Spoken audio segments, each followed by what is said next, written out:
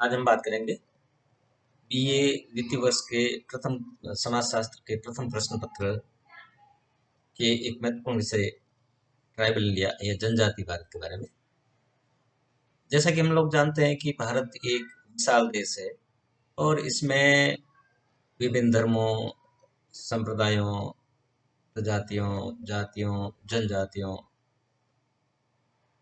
का अस्तित्व रहा है और इन सभी ने यहाँ की सामाजिक व्यवस्था और संगठन के निर्माण में महत्वपूर्ण भूमिका निभाई है और उन्हें एक विशिष्ट स्वरूप प्रदान किया है। भारत की जनसंख्या का लगभग 8.6% हिस्सा है वो जनजातियों द्वारा निर्मित होता है 2011 की जनगणना के अनुसार। अर्थात लगभग 10.5 करोड़ लोग भारत में वो जनजातीय हैं।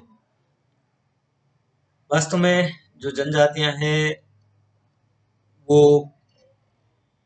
घने जंगलों में, दुर्गम पहाड़ों में, रेगिस्तानों में, पठारों में, दूर दराज के क्षेत्र में निवास करने वाले समूह हैं जिनको आदिम समाज, आदिवासी, कबीला आदि शब्दों से परिभाषित किया गया। ये शब्द वास्तव में अंग्रेजी के नेटिव, एबोरिजिनल, ट्राइबल इन शब्दों के ही हिंदी अनुवाद है। बहुत ही प्रसिद्ध आदिवासी नेता और समाज सुधारक ठक्कर बाबा ने इनको आदिवासी कहा और भारतीय संविधान सभा के सदस्य और प्रसिद्ध आदिवासी नेता जयपाल सिंह ने भी इनको आदिवासी शब्द से संबोधित किया है। वास्तव में प्राचीन भारत के साहित्य में जनजाति जैसे शब्दों का उल्लेख नहीं मिलता है, लेकिन अनेक जनजातियों के आदिवासियों के नाम अवश्य प्राप्त होते हैं, जैसे संथाल, ओरांव, भील,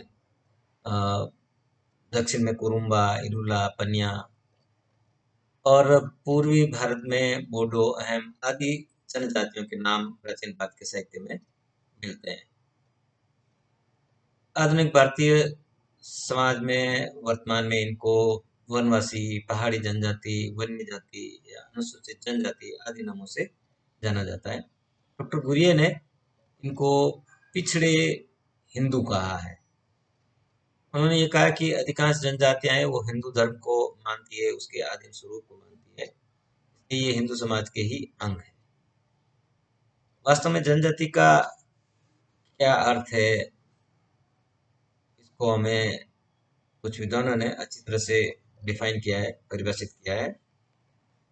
डॉक्टर मजूमदार जो प्रसिद्ध भारत के मानव शास्त्री हैं, उन्होंने जनजातियों को परिभाषित करते हुए कहा है कि एक जनजाति परिवार या परिवारों के समूह का संकलन होता है जिसका एक सामान्य नाम होता है, जिसके सदस्य एक निश्चित भूभाग में रहते हैं, समान भाषा बोलते हैं और विवाह, व्यवसाय, उद्योग के विषय में जो निषेधात्मक नियमों का पालन करते हैं, पारंपरिक कर्तव्यों की एक सुव्यवस्थित व्यवस्था को मानते हैं, उनको जनजाति कहा जाता है।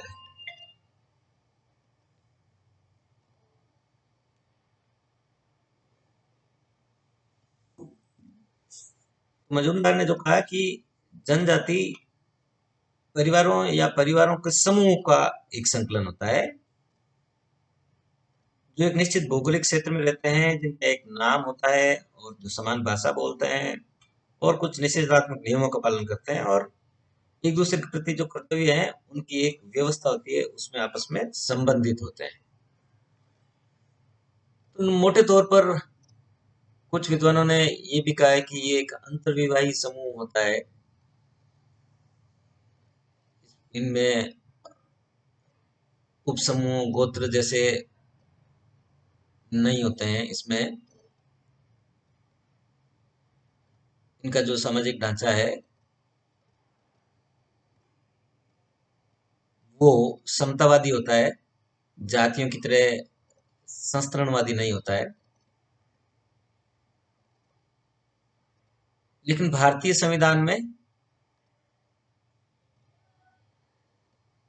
इन समुदायों को अनुसूचित जनजातियों के नाम से परिभाषित किया गया है। स्वतंत्रता के पश्चात अनुसूचित जनजातियों का संरक्षण और विकास संविधान का दायित्व माना गया है और इस कार्य हेतु जनजातियों की एक सूची बनाई गई। भारतीय संविधान के अनुच्छेद 342 के खंड 1 में राष्ट्रपति को यह शक्ति दे कि वो सार्वजनिक सूचना द्वारा जनजातियों या जनजातीय समुदायों या समुदाय के भीतरी भागों को, भीतरी समूहों की घोषणा करेंगे और इस सूचना में जिन जनजातियों, जनजातीय समुदायों या जनजाति के भीतरी समूह को सम्मिलित किया जाएगा वो सब अनुसूचित जनजाति कहलाएंगे। ये जनजातियों की सूची है, समय समय पर इसमें परिवर्तन होता रहता है, इसमें नाम बढ़ाए जा सकते हैं। वास्तव में वर्तमान में लगभग 560 से अधिक जनजातियां हमारे संविधान में उल्लिखित है। संविधान में जनजाति की कोई परिभाषा नहीं दी गई है, बल्कि प्रशासनिक दृष्टि से जिन जनजातियों का नाम संविधान में उल्लिखित है उन्हें ही अनुसूचित जनजातियां कहा जाता है और समय समय पर इसमें वृद्धि होती जाती है। कई नई जनजातियों को जनजातियों के रूप में मान्यता दी जाती है या जनजातियों के भेदों को या उपभागों को जनजाति का दर्जा मिल जाता है। तो जनजातियों में ने कहा कि उप समूह जैसे गोत्र और गांवों को भी सम्मिलित किया जा सकता है, जैसा चार्ल्स मिनिक ने ये कहा है परिभाषित करते हुए जनजातियों को। तो जनजाति और अनुसूचित जनजाति में अंतर यही है कि जनजाति के अंतर्गत देश में पाई जाने वाली सभी जनजातियां आ जाती है, जबकि अनुसूचित जनजाति के अंतर्गत केवल वही जनजातियां आती है जिनको संविधान में सम्मिलित किया गया है या जिनको सम्मिलित किए जाने की राष्ट्रपति ने समय समय पर मंजूरी दी है, उनको अनुसूचित जनजाति कहा जाता है। अनुसूचित जनजातियों की विशेषताएं के बारे में हम बात करेंगे तो और अधिक स्पष्ट हो जाएगी कि जनजाति क्या है। वास्तव में जनजातीय समाज है वो कम विभेदीकृत होते हैं। इनमें परंपरा और रूढ़िवादिता का बोलबाला होता है, धर्म की प्रधानता होती है, आकार की दृष्टि से ये छोटे होते हैं, में ये समष्टिवादी होते हैं और इनमें गतिशीलता का भाव पाया जाता है और भिन्नता के स्थान पर समानताएं अधिक पाई जाती है। प्राथमिक समूह की जो विशेषताएं होती है वो इनमें मुख्य रूप से पाई जाती है और सामाजिक नियंत्रण के जो अनौपचारिक साधन है, प्रथा, परंपरा, धर्म, नैतिकता आदि यहाँ पे प्रभावशाली रूप से कार्य करती है। वास्तव में जनजातियों को की और भी कुछ विशेषताएं हैं जिनके बारे में हम चर्चा करते हैं तो ये जनजातियों को हम और अधिक स्पष्ट रूप से समझ सकते हैं। जैसे परिभाषा में कहा भी गया कि इनका एक सामान्य भूभाग होता है और ये निश्चित भूभाग में रहते हैं और उस भूभाग में स्वाभाविक है कि लगाव होने के कारण उनमें दृढ़ सामुदायिक संबंध उत्पन्न हो जाते हैं और सामुदायिक भावना का विकास हो जाता है और सामान्य भूभाग में रहने के कारण उनमें सामान्य जीवन की जो गतिविधियां हैं वो और उनकी विशेषताएं विकसित हो जाती है। डॉक्टर रिवर्स ने हालांकि ये माना है कि जनजाति के लिए निश्चित भूभाग होना आवश्यक नहीं है। जनजातियों की एक सामान्य भाषा होती है। एक जनजाति के लोग अपने विचारों का आदान प्रदान करने के लिए एक सामान्य भाषा का प्रयोग करते हैं और भाषा के माध्यम से ही अपनी संस्कृति का हस्तांतरण एक पीढ़ी से दूसरी पीढ़ी के माध्यम से करते हैं। किंतु वर्तमान में हम लोग देखते हैं कि आधुनिक सभ्यता के संपर्क के कारण जनजातियां हैं वो द्विभाषी भी हो गई है। जनजाति कई परिवारों का संकलन होता है। एक जनजाति इसमें कई वंश, समूह, गोत्र, भ्रातृदल होते हैं। यही कारण है कि इनकी सदस्य संख्या है अन्य क्षेत्रीय समुदायों से अधिक होती है। एक जनजाति सामान्यतः अपनी ही जनजाति के सदस्यों के साथ विवाह करती है, इसलिए यह अंतर विवाहों का पालन करती है। इन जनजातियों का एक सामान्य नाम होता है जिसके आधार पर वो अपना परिचय देते हैं, अपनी पहचान बताते हैं। एक जनजाति के सभी सदस्यों की एक सामान्य संस्कृति होती है। उनके रीति रिवाज, प्रथाएं, परंपराएं, लोकाचार, नियम, कला, धर्म, जादू, संगीत, नृत्य, खान पान, भाषा, रहन सहन विचार, विश्वास, मूल्य, इन सब में एक जनजाति के संस्कृति में समानता पाई जाती है, यानी कि उनकी एक सामान्य कॉमन कल्चर होती है। एक जनजाति अपनी सभी आर्थिक आवश्यकताओं की पूर्ति लगभग स्वयं कर लेती है।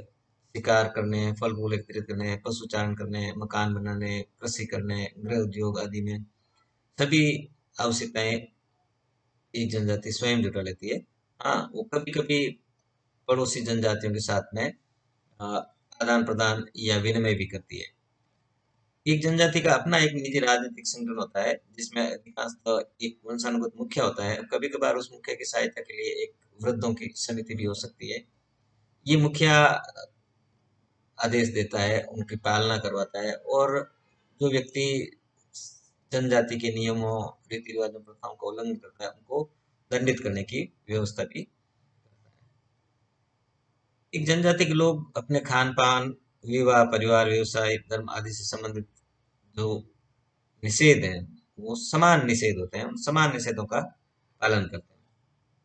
और जैसा हमने कहा कि एक सामान्य भूभाग में निवास करती है जनजाति, इसलिए उनमें उनमें हम की भावना पैदा होती है, सामुदायिक भावना उत्पन्न हो जाती है। इस कारण से वो परस्पर सहयोग और सहायता प्रदान करते रहते हैं एक दूसरे के साथ में। संकट के समय में एकता का प्रदर्शन भी करते हैं।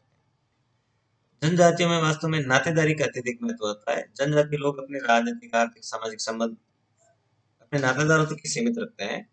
उनके कानूनों, प्रथाओं का पालन भी नातेदारी तक ही सीमित रहता है। कई बार नातेदारी का विस्तार संपूर्ण जनजाति तक भी होता है। धर्म जनजातियों का एक विशिष्ट धर्म होता है, और उनके जो प्रकृति पूजा या आत्मवाद या जीव सत्तावाद या मानववाद की प्रधानता होती है। ये लोग अनेक अवसरों पर जादुई क्रियाएं भी करते हैं। पूर्वज पूजा भी जनजातियों में प्रचलित होती है। ये पूर्वज काल्पनिक भी हो सकते हैं या वास्तविक भी हो सकते हैं।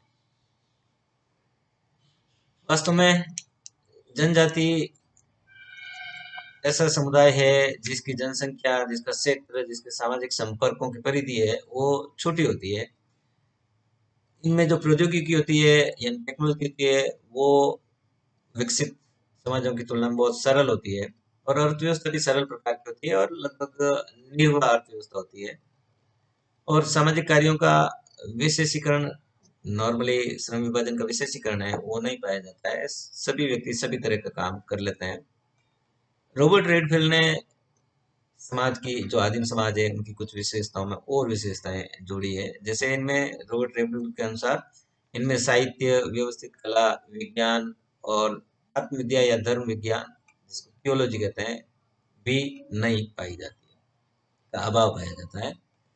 वास्तव में ये जनजातियों की विशेषताएं हैं, जिसके आधार पर हम एक जनजाति समाज को समझ सकते हैं। भारतीय जनजातियों के संदर्भ में हम ये मानते हैं कि इनसे संबंधित लोग हैं, वो शेष भारतीयों से ज्यादा अलग नहीं है। भौगोलिक पृथक्करण और सामाजिक पिछड़ेपन के कारण वो अन्य भारतीयों की तुलना में कम विकसित रह गए हैं। और यहाँ की जनजातियां हैं, वो मुख्यतः, अधिकांश जनजातियां मुख्यतः वो हिंदू धर्म के ही प्रारंभिक स्वरूप को मानते हैं। यद्यपि अनेक जनजातियों के अपने अलग धर्म और देवी देवता भी हैं। स्वतंत्रता प्राप्ति के बाद में जनजाति में संविधान के अंतर्गत अनुसूचित जनजाति की श्रेणी में उनको डाला गया, और इनकी जो भाषाई है, सांस्कृतिक इकाई के रूप में उनकी स्थिति को मजबूत करने का उन्हें अवसर प्राप्त हुआ है, और संविधान में इनको कई तरह के संरक्षण प्रदान किए गए हैं अनुसूचित जनजातियों को। कई बार जनजाति और जाति में भ्रम उत्पन्न हो जाता है उसके अर्थों में, वास्तव में जबकि दोनों बिल्कुल अलग अलग अवधारणाएं हैं। जैसे जनजाति एक ऐसा सामाजिक समूह है जो एक निश्चित भूभाग पर बसा होता है, जबकि जाति का कोई निश्चित भूभाग नहीं होता है। जाति मुख्यतः जन्म के आधार पर विकसित होती है, जबकि जनजाति निश्चित एक भू क्षेत्र में निवास करने के कारण होती है।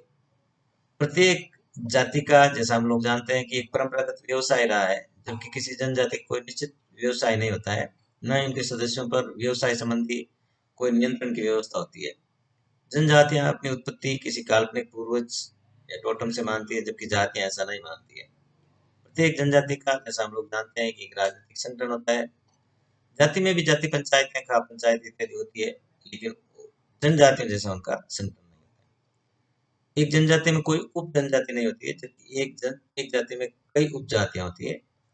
जाति में अंतर्विवाह के कठोर नियम पाए जाते हैं, जबकि जनजाति में ये नियम लचीले होते हैं। एक जनजाति में ऊंच नीच की भावना और अस्पृश्यता नहीं पाई जाती है, जबकि जाति व्यवस्था में संस्तरण और अस्पृश्यता की भावना पाई जाती है। जनजातियों में गोत्र के नाम टोटम, पशु, पेड़ पौधों के आधार पर होते हैं, जबकि जातियों में गोत्र के नाम उनके पूर्वजों या ऋषियों के आधार पर होते हैं। जनजातियां आत्मनिर्भर होती है, किंतु जाति आत्मनिर्भर नहीं होती है, बल्कि वो अन्य जातियों के साथ मिलकर के एकात्मक इकाई के रूप में कार्य करती है। वास्तव में जनजातियों की संरचना पृथक और समतावादी है, जबकि जातियों की जैविक एकात्मवाद वाली संरचना की तरह अन्योन्याश्रित है, यानी एक दूसरे पर निर्भर है। वास्तव में भारत एक विशाल देश है, जिसमें अनेक धर्मों, संप्रदायों, मतों, जनजाति के लोग निवास करते हैं। तो 2011 की जनगणना के अनुसार भारत में 8.6% लोग हैं, यानी लगभग 10.5 करोड़ लोग हैं, वो आदिम जातियों या जनजातियों से निर्मित है।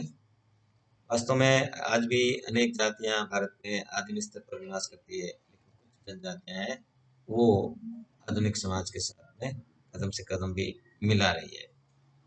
धन्यवाद।